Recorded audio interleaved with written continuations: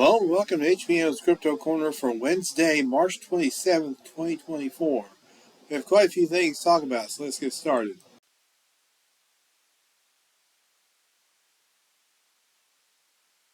First of all is a series of links to the Freeman Bigfoot files. Now, this is a series of videos, actually, which can be accessed through the QR codes in the book, The Freeman Bigfoot Files. But here's the link to all of them. Every single video they have, including the enhanced original footage from 1992, which shows the alleged baby Sasquatch.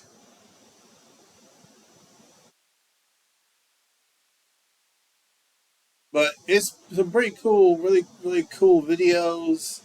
These are all put together by, well, you can see Alex Hychick, Doug Hychick's son.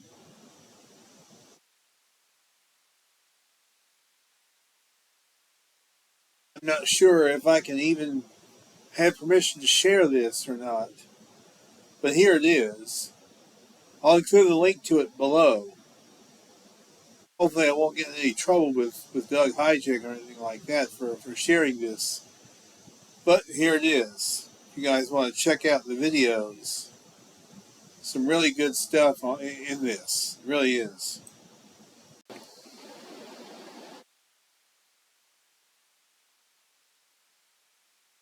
The 10 best horror movies that feature Bigfoot, ranked. This is the techadvocate.org.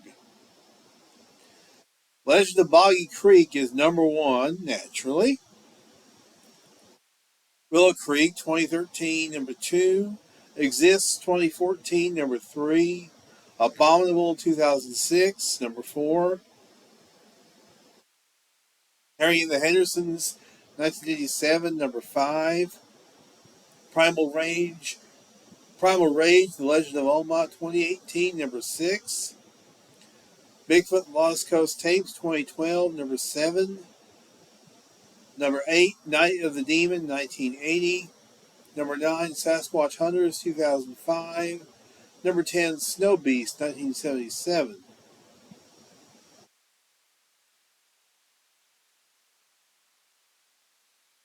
Now this is a shot from Exists of what I thought was a really great suit.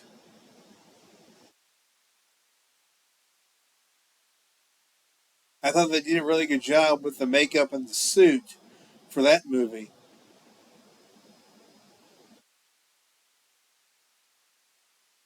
It looks really good. It looks really good.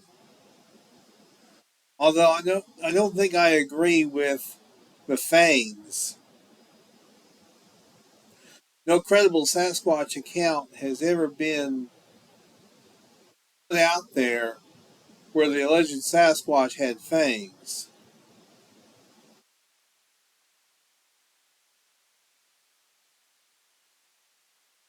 As I said, it's one of the best suits I've seen in any Bigfoot movie. But there you go.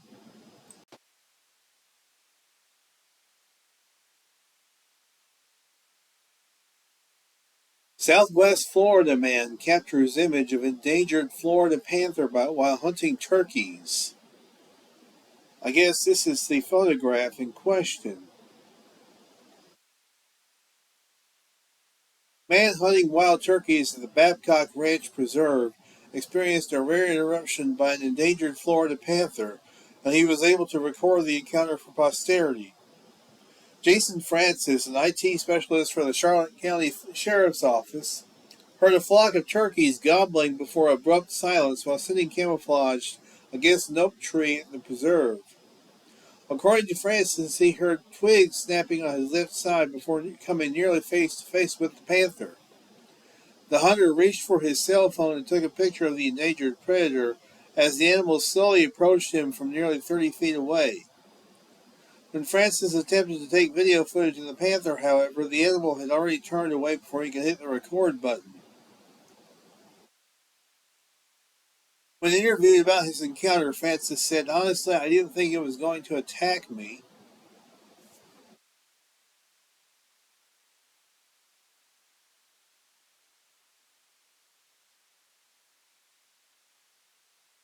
So, for those who don't think and don't believe that there are panthers in Florida, well, there's the proof right there.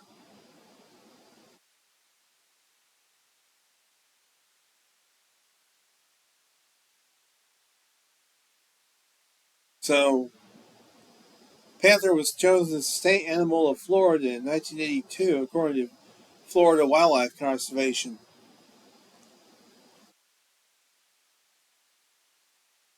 It is an endangered species, and the Florida Fish and Wildlife Conservation Commission states that the population has dwindled to as low as 120 adults in the wild. Wow. So not very many of them left in Florida. Wow. Hmm.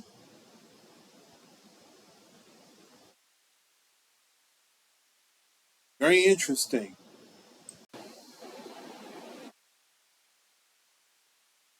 5 Bigfoot sightings that will scare you out of Idaho.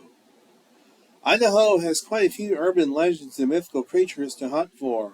One of the most popular and elusive is none other than the legendary Bigfoot, which is terrifying. Be careful what you're looking for. There have been countless hunts and searches for Bigfoot. We've seen them in shows, documentaries, and movies. The thing is, encountering Bigfoot, especially in the middle of the night, would be one of the most horrifying experiences ever. The sheer size and power of the creature, combined with its elusive nature, will have fear oozing in and out of your body. Also, what do we really know about Bigfoot? How fast can Bigfoot run a 40? Can it teleport? Which, no, it can't teleport. Is it from this world? I think so. Does it eat people? No. And most importantly, how do you escape its clutches?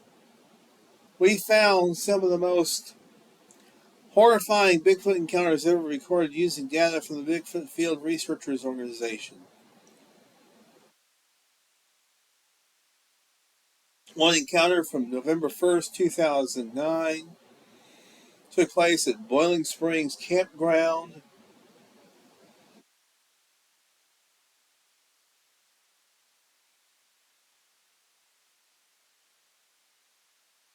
One from late August 2010.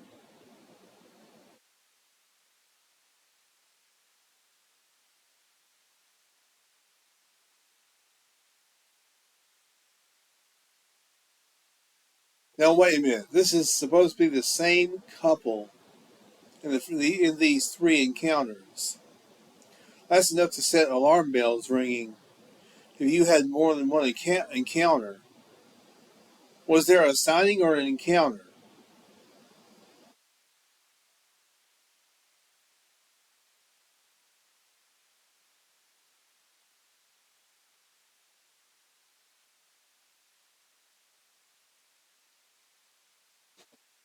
Okay, here's a different one. June 13th, 2009. One from June 2004. So, here's number 5. Well, that's it right there.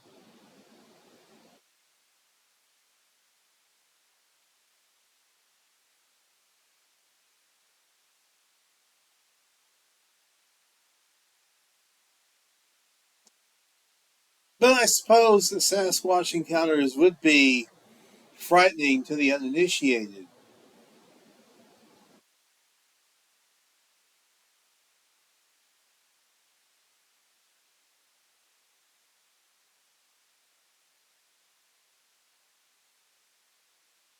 So,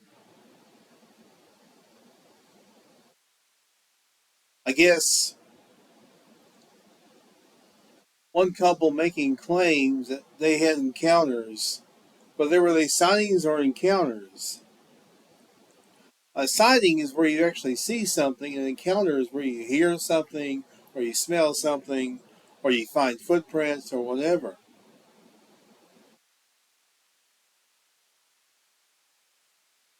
Very cool stuff, indeed.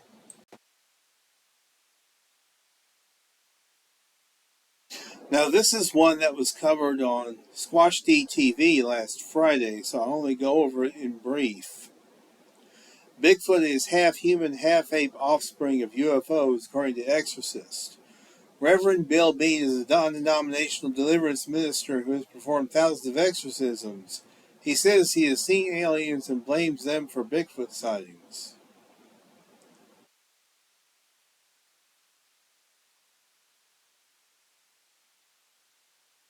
Now, wait a minute. I thought he believed that they were demonic entities.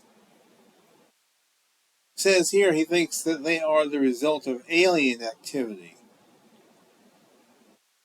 Hmm. Nah, no, sir. I don't agree. We don't know what Sasquatch are, but I don't see any evidence that they are involved in alien activity or that they are part of alien activity.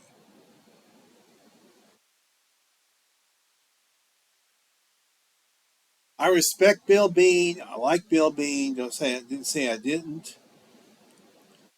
But no, I disagree with him on this. Sorry, Bill. I disagree, bud. Migration of hominins out of Africa may have been driven by the first major glaciation of the Pleistocene. A pair of planetary scientists, one with the University of Milan, the other with Columbia University, has found evidence that the exodus of hominins out of Africa approximately 1 million years ago may have been driven by the first major glaciation of the Pleistocene. In their study, reported in Proceedings of the National Academy of Sciences, Giovanni Mattonia and Dennis Kent more accurately dated the onset of the first major Pleistocene ice age and compared it with genetic evidence of a hominin population bottleneck described in prior research efforts. Prior research has shown that a major migration of hominins out of Africa occurred sometime between 1.1 and 0.9 million years ago. Research has also suggested that there was a hominin population bottleneck drop in numbers, roughly around the same time that triggered the migration. In this new study, the researchers sought to better explain the timing and reason for the migration.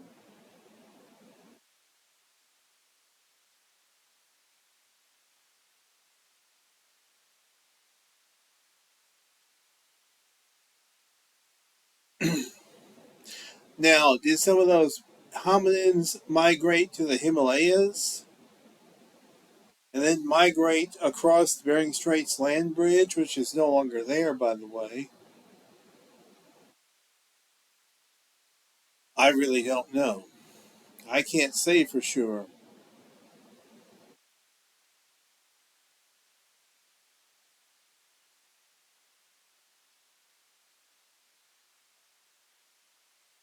Hmm. And then there are those who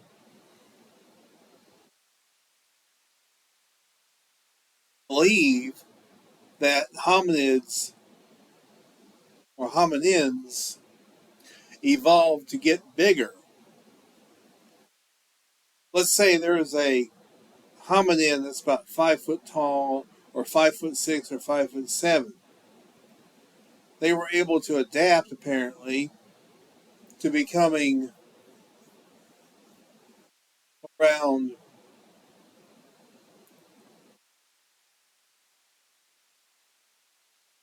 6 foot to 6 foot 5, sometimes 7 feet, perhaps. Interesting theory. I don't know how much credibility there is to the theory,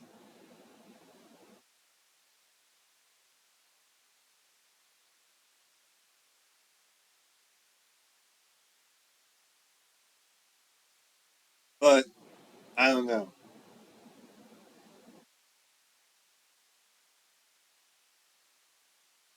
It's assuming that Sasquatch are not Gigantopithecus, obviously.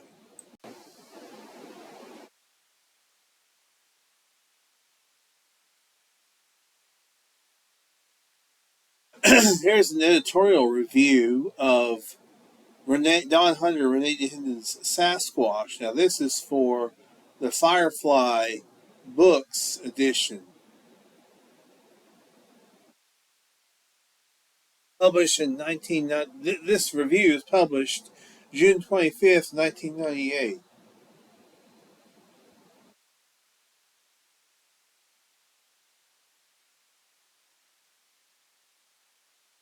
It's a 5-star editorial review. Book is authored by Don Hunter in association with Renee DeHinden. Who or what left footprints that could only have been made by creatures weighing up to 1,000 pounds and standing as tall as 10 feet? Do they really exist? Or are the many sightings spanning thousands of miles and hundreds of years merely to be explained away by the authorities as bad dreams and worse, hoaxes? In this fascinating and probing book, Don Hunter examines these and other bewildering questions in association with Renee DeHinden, a now legendary Canadian Sasquatch hunter who has spent decades tracking down these elusive humanoids. Author Hunter chronicles the exhaustive research carried out by layman and scholar alike in the quest for the truth about the North American abominable snowman. For centuries, the native people of British Columbia and the northwest United States have incorporated the Sasquatch into their legends, and many today are still firmly convinced of its existence. But only when scores of people begin attesting to face meetings with the Sasquatch, some of the eyewitnesses offer photographs and film to prove it, and only when fully documented footprints measuring up to 18 inches in length, separated by 6-foot strides, began appearing in locales as diverse as Nahani in California, did non-believers and scoffers start to pay more attention to this anthropological phenomenon.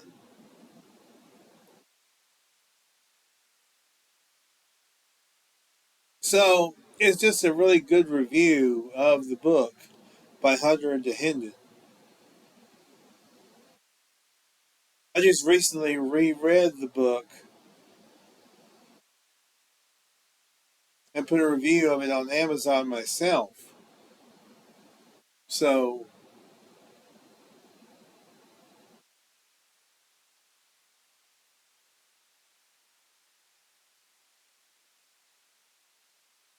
some really interesting stuff.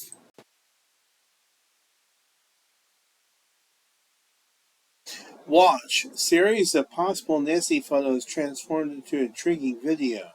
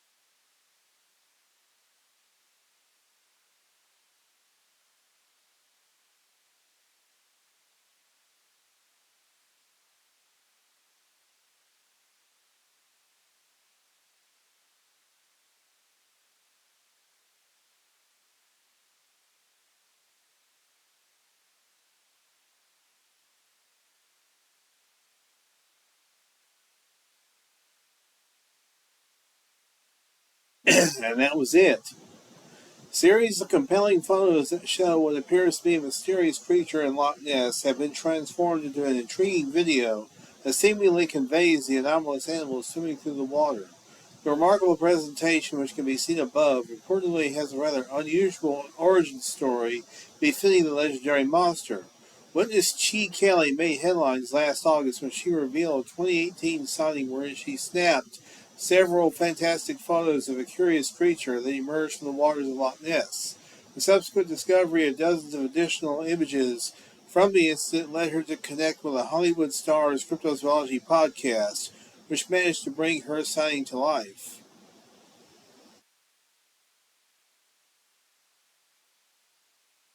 Hmm.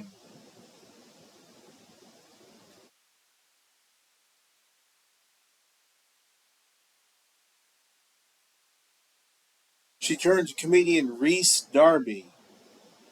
Now, for those who don't know who Rhys Darby is, he was on an episode of the new revival of The X-Files a few years ago. He's also a cryptozoology enthusiast with a podcast dubbed The Cryptid Factor.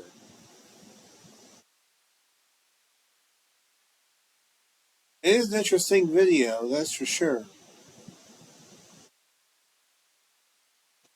Now, am I saying that those photos are of the Loch Ness Monster? Who knows? They may be. But I can't say for sure. Can't say they are, can't say they aren't. Interesting nonetheless.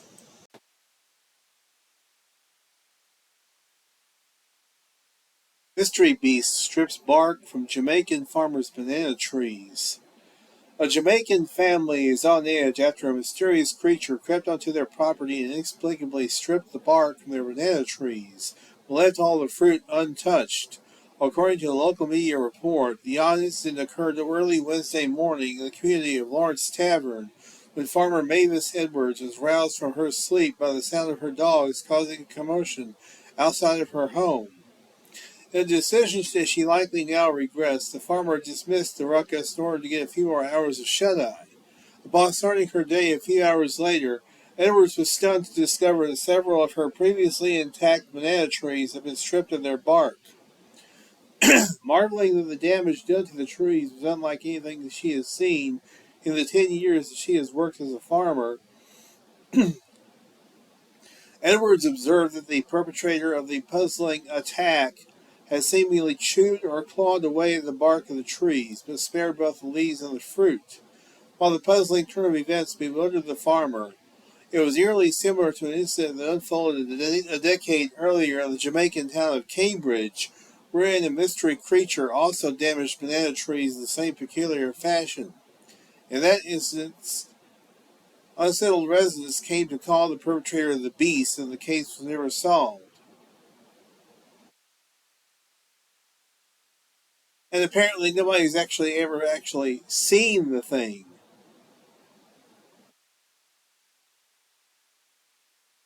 So, what strips bark from trees in Jamaica? It lives in Jamaica.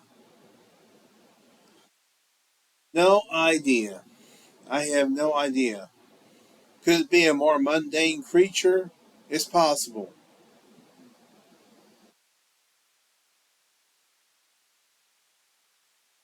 I have no idea. And it's unusual because it left the bananas and the leaves. It only stripped the bark from the trees.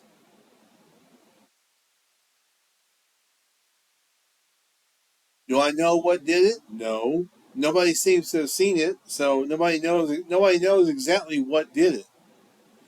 Maybe it was just some prankster that did it. Who knows? It's a possibility I think that we need to explore as well. That it may have been a prankster of some sort. But again, who knows? You guys may remember about a month ago I talked about a stolen Sasquatch statue in Memphis, but it was recovered in Tennessee. A Sasquatch statue stolen from a front yard in Tennessee is back home where it belongs, thanks to a dedicated individual who located and recovered the pilfered piece by way of a rather daring rescue. In late February, some sticky-fingered ne'er-do-wells made off with the 250-pound faux Bigfoot that had sat outside Jennifer Jordan's Memphis residence for the last 7 years. While the miscreants may have thought that the theft was a simple heist, what they likely did not count on was that statue, dubbed Sassy, happens to be something of a fixture in the neighborhood. As such, when news of the Sasquatch's unfortunate disappearance spread, one resident reportedly took it upon himself to find the missing Bigfoot. It was bothering him and he was on a mission, Jordan recalled. It's hilarious to me and wonderful at the same time. Relying on the witness account of a caper, the man managed to determine the suspect's identity, but the location of the stolen Sasquatch remained a mystery. Fortunately, the case broke wide open on Tuesday evening when an anonymous message informed Jordan where Sassy could be found. She subsequently turned the tip over to the resident who had been searching for their sculpture, and he set out to rescue the beloved Bigfoot that had apparently been dumped in a yard. Well, I'm glad that the Sasquatch statue was found and returned to its proper owner. Because theft ain't funny. Somebody thought it'd be funny to steal something? Surprised they didn't turn this person over to the cops.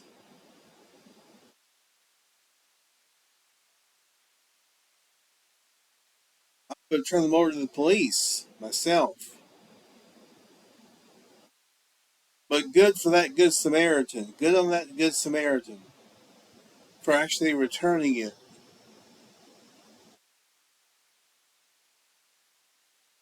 Excellent stuff. And that's good it for this week. We want to thank you very much for tuning in.